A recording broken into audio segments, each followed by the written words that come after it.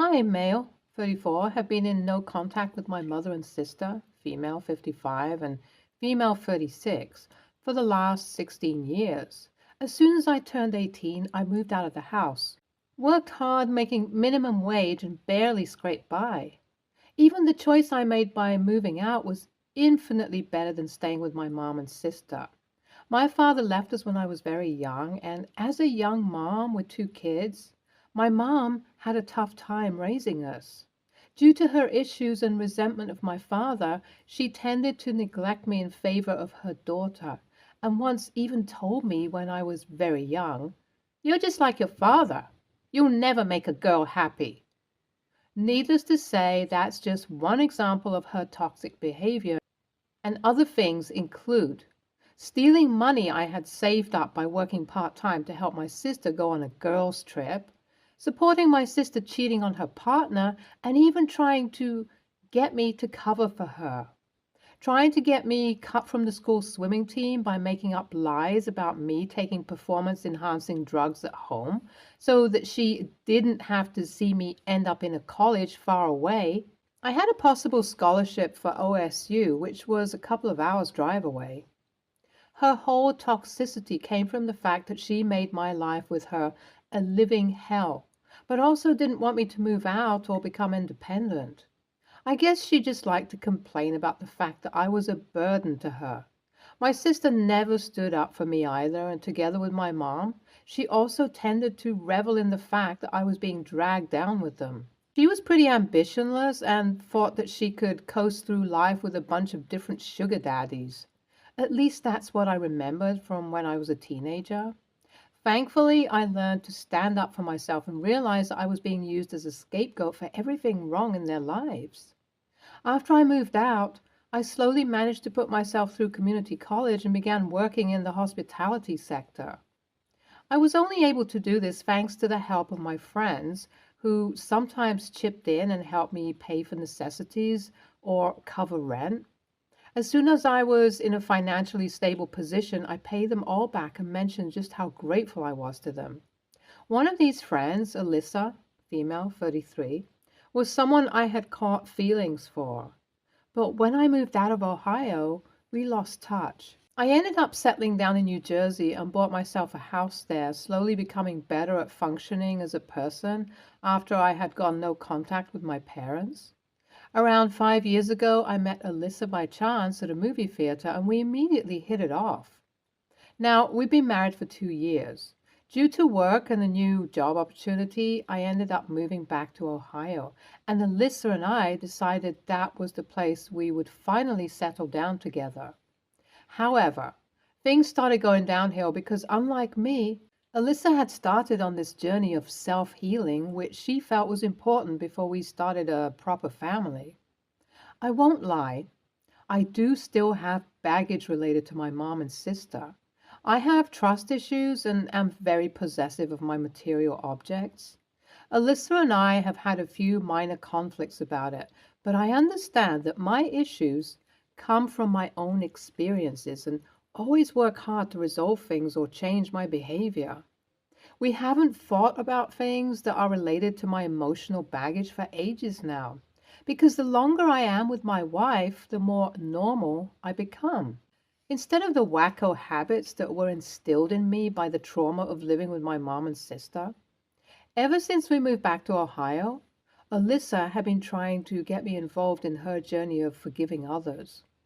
It's something she picked up since she's big on self-improvement, and it has helped her solve grudges and disputes with some friends and family members. However, I do not think it would work for me and have shut Alyssa down every time she has spoken about reaching out to my mom and sister and mending things between us. I mean, she was there when I was going through the toughest period of my life, and it was a direct consequence of my mom and sister. So I hoped she could respect this boundary that I had placed. However, when I came home from work last week, I was in for an ugly surprise. I saw my mom and my sister sitting on my couch with my wife. Alyssa turned to look at me with a shrug that implied, "I'm sorry, but this had to be done." I kept my cool, even though I was raging inside, and asked what was going on. My mother said, Alyssa brought us here because she said you wanted to have a conversation with us. I know we haven't spoken in years, and your sister and I wanted to hear you out. I could already tell this wasn't going to go down well from her tone alone. When I inquired, what do you mean, hear me out? You guys don't think you should apologize? My sister literally scoffed and said, For what? You're the one who abandoned us.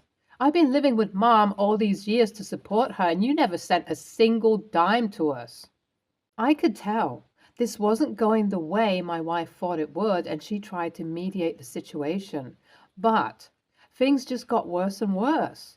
Time had made my mom and sister think that they were the victims, and I guess the fact that I was doing pretty well financially made them bitter. I wasn't surprised. They were just as toxic and stubborn as before, and my whole evening was ruined by an interaction that eventually escalated into a screaming match.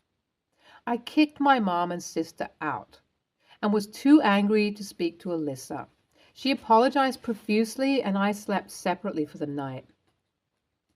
The next morning I woke up and saw that Alyssa was in tears. It turns out that she had been planning this meeting with my mom and sister for a month, and in that time they had managed to get her involved in their lives through emotional manipulation. By basically promising they would apologize and fix things with me, they'd gotten her to do stuff like pay for loans and debt, and they'd taken off. When everything went down yesterday, Alyssa texted my mom to ask why she didn't apologize, despite basically telling Alyssa that she planned to do just that. My mom had told her that was never her intention, and she had just been playing my wife for a fool to milk as much money as they could out of her. I feel bad for my wife, but I didn't have it in me to comfort her. I said that it was expected, and now Alyssa's not talking to me either. AITA for saying, implying, you reap what you sow to my wife after my toxic relatives ended up being, well, toxic? Update 1. First of all, guys, I'm not divorcing my wife. Of course, it was a massive breach of my trust to reach out to my relatives after I said no. But since she did it out of the goodness of her heart, Alyssa isn't exactly the villain in my books. The fact that I didn't comfort her when she had lost literally thousands of dollars was a bit douchey of me, and I can say that since I've calmed down. However, when we spoke again, I told her that I was sorry that he had been effectively scammed by my relatives. This is exactly what I had expected from them.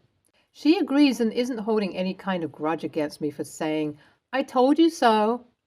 I guess now she knows that not everyone is deserving of forgiveness. Since Alyssa had been in contact with my mom and sister for so long, I also got to know about what they did after I left, and it makes me realize that I did the right thing. My sister got into a series of toxic relationships, scamming men out of their money, and my mom is a grifter who also bought into some stupid MLM scheme. They're both struggling financially, yet bite every hand that tries to get them out of this mess. My mom remarried about 6 years after I left and never even mentioned me to her new husband. I don't even know how, but he got to find out about the fact that I ran away from home, and when he asked my mom about it, she swung at him with a bottle of beer. She's divorced now again. After that, my sister ended up becoming a walking red flag, and she works odd jobs to keep the two of them afloat. They're living in a trailer park, and Alyssa said that a part of the reason she wanted us to reestablish contact with them was because of how much they lamented their financial position. But I mean, after everything they did, I honestly feel like they deserve to be living a scummy life. Update 2. A few weeks after the whole blow-up happened, I was surprised to see a text message from my mom. I was a little concerned as to how she got my number, since Alyssa told me she never gave it to them, and she was calling asking for money. I guess now that I'm back in Ohio, they think it's okay to harass me to fix things for them. I texted back saying I don't owe her shit, and after the way she behaved with me and my wife, she's lucky I don't call the cops on her. After that, the usual I heard from her in my childhood came out again. I'm an ungrateful son. I don't know what sacrifices she's made for me, yada yada. I blocked her number.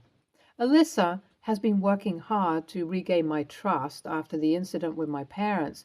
She no longer tries to force what works for her onto me. Of course, I can't deny that she went behind my back, but it's good that she recognized that and has made sure she respects my boundaries from now on. Our relationship is stronger than it was before, and I'm steadily feeling better after the incident took a toll on me mentally. Update 3. I hate to say this, but I had to have my sister arrested. I hoped it wouldn't come to this, but Alyssa and I came home one day to find our house broken into. Stuff had been stolen, and there was just vandalism inside as well. The security camera footage showed someone who looked a lot like my sister and a group of men enter the house through the back window. And after we told the cop about it, they took my sister in and found a bunch of my stolen stuff in her trailer. She's being sent to prison for 4 years, and my mom came to the sentencing in tears. But neither I nor Alyssa feel an ounce of regret for busting her ass. In my eyes, they're not family, and they never have been. And Alyssa feels the same way after realizing how they've used her kindness against her. NTA, based on the kind of trauma you have with your mom and sister, I'm surprised how maturely you ended up treating Alyssa. But seeing as she's been respecting your boundaries, I think the second chance is valid. Opinion 2. Bro, obviously NTA, but I just read your last update. Your sister robbed your house. Why? It seems like they're so jealous of the fact you made it that she's literally using criminal contacts to make you feel threatened.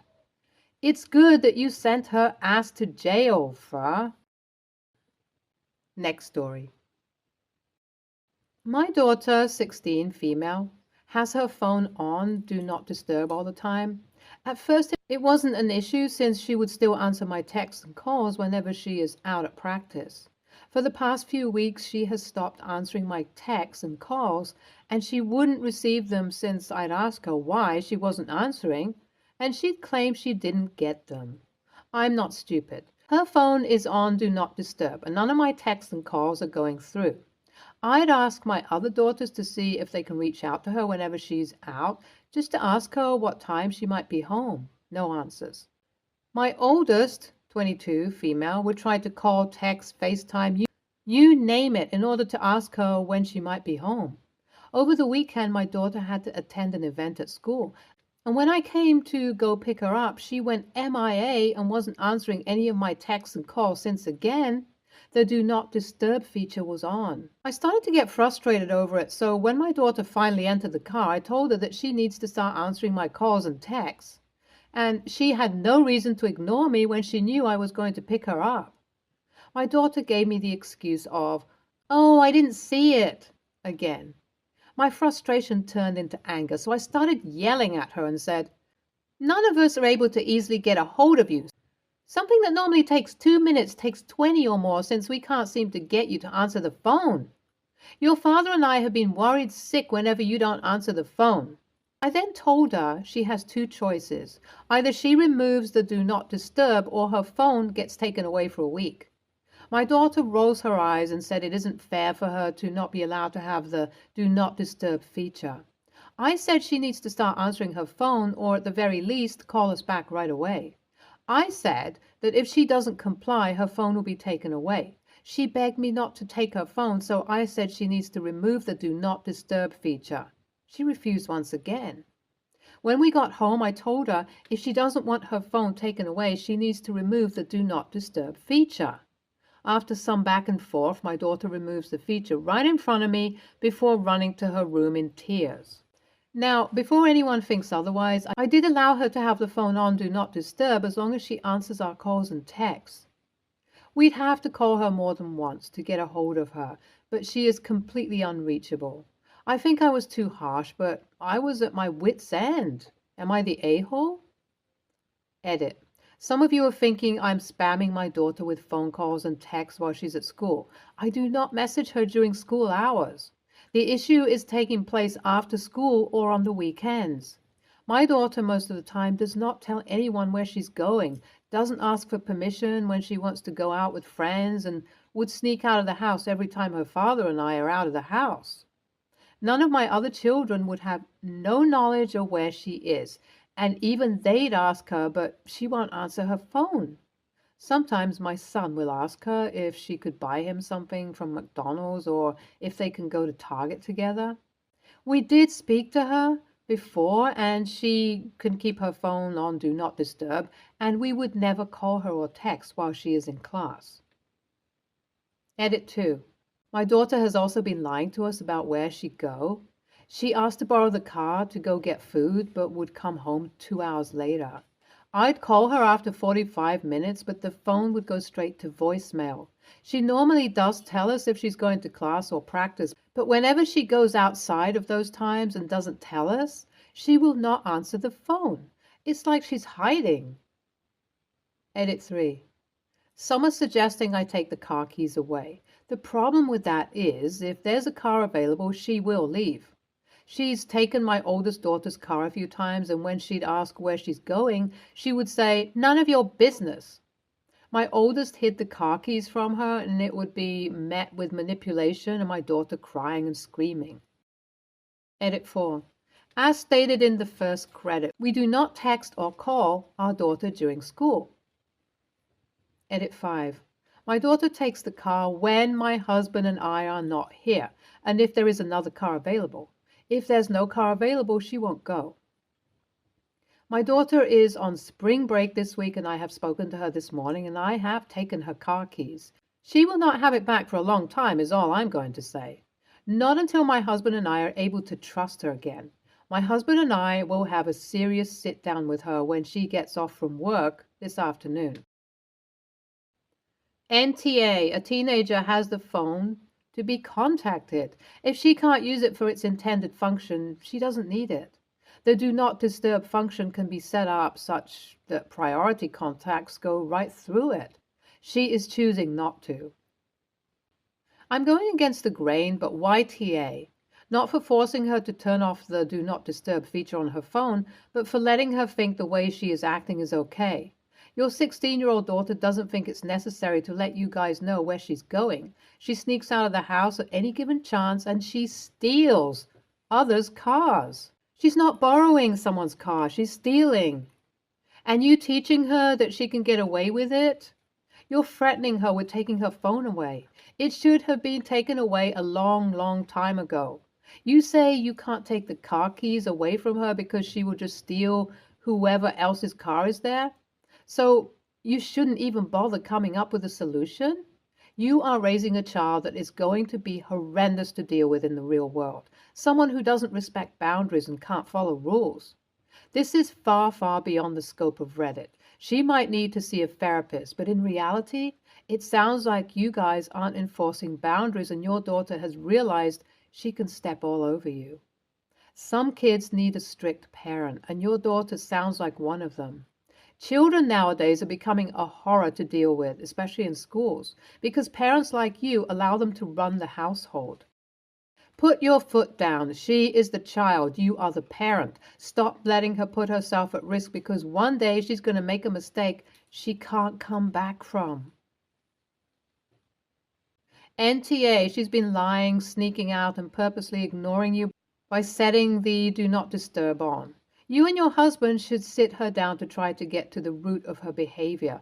Don't attack her. Talk to her like an adult and let her know how worried you both are about her behavior. It might be a teen rebelling without cause, or it might be something else. Maybe she's seeing someone she shouldn't be seeing. Who knows? But family therapy might help. The Do Not Disturb feature has filters. Add your numbers to it so she has no excuse not to answer your texts, calls. Stay tuned for more stories from our girl relationships.